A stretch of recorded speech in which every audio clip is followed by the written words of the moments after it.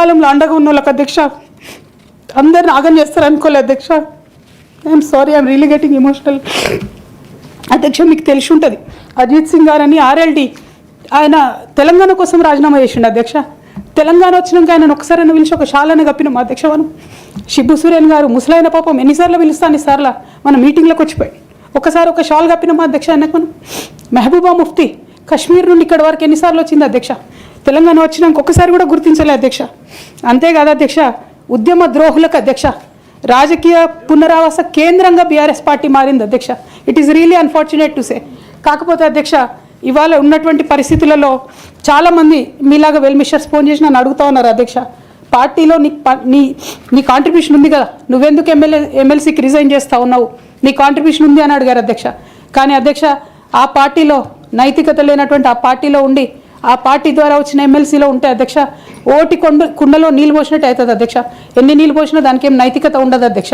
ఆ నైతికత కోల్పోయిన బీఆర్ఎస్ పార్టీలో నేను ఉండదలుచుకోలేదు అధ్యక్ష.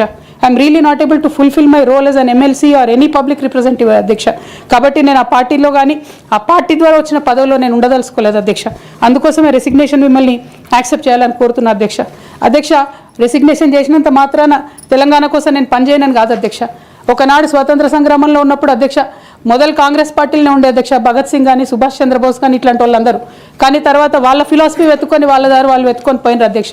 పార్టీలు వేరైనంత మాత్రాన దారులు వేరైనంత మాత్రాన అధ్యక్ష లక్ష్యం ఒకటే కాదని కాదు అధ్యక్ష.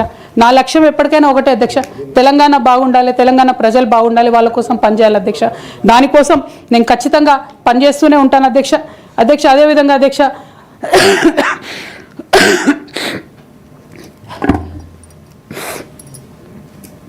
బీఆర్ఎస్ పార్టీ వైఫల్యాల్ని ఎండగడుతూ సక్సెస్ అయినటువంటి కాంగ్రెస్ పార్టీ అధ్యక్ష కంప్లీట్గా వాళ్ళు కూడా అన్ని అంశాలను ఇగ్నోర్ చేసినారు అధ్యక్ష.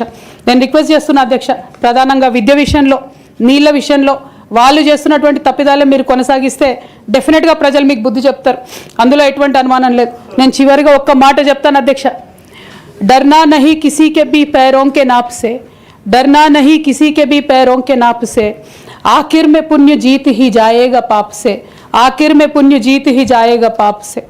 गीता में कृष्ण ने कहा अर्जुन से बस यही, गीता में कृष्ण ने कहा अर्जुन से बस यही, आखिर में पुण्य जीत ही जाएगा पाप से. అధ్యక్ష నేను నిజం పక్షాన ఉన్నాను అధ్యక్ష. అధ్యక్ష నేను నైతికత పక్షాన ఉన్నాను అధ్యక్ష.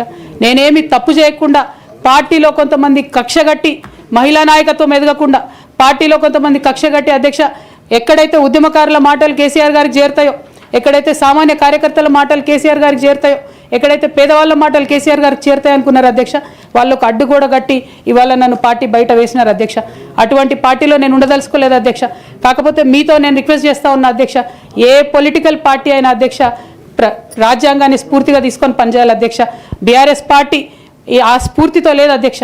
కాబట్టి నేను ఈ రాష్ట్రంలో మహిళలకు కొంత ఇన్స్పిరేషన్ ఇవ్వడానికి అధ్యక్ష, ప్రజలకు ఓవరాల్గా సేవ చేయడానికి అధ్యక్ష, ఇప్పుడు కాంగ్రెస్ పార్టీ చేస్తున్న విధానాలకు ప్రధాన ప్రతిపక్షం అధ్యక్ష ఇవాళ లేనేలేదు హౌస్లో, నిన్న మొన్న అసెంబ్లీ నడిచింది అక్కడ లేనేలేదు అధ్యక్ష. ఆ యొక్క గ్యాప్ని ఫిల్ఫిల్ చేయడానికి అధ్యక్ష నేను ఇవాళ ఒక వ్యక్తిగా ఈ హౌస్లోకి వెళ్ళిపోతున్నా అధ్యక్ష. కానీ నేను ఒక శక్తిగా ఫ్యూచర్లో చట్టసభలకు తిరిగి వస్తా అధ్యక్ష. డెఫినెట్గా ఒక పొలిటికల్ సిస్టమ్ని క్రియేట్ చేస్తా అధ్యక్ష ఈ స్టేట్లో, చేసి ఖచ్చితంగా ఒక శక్తిగా నేను తిరిగి వస్తాను.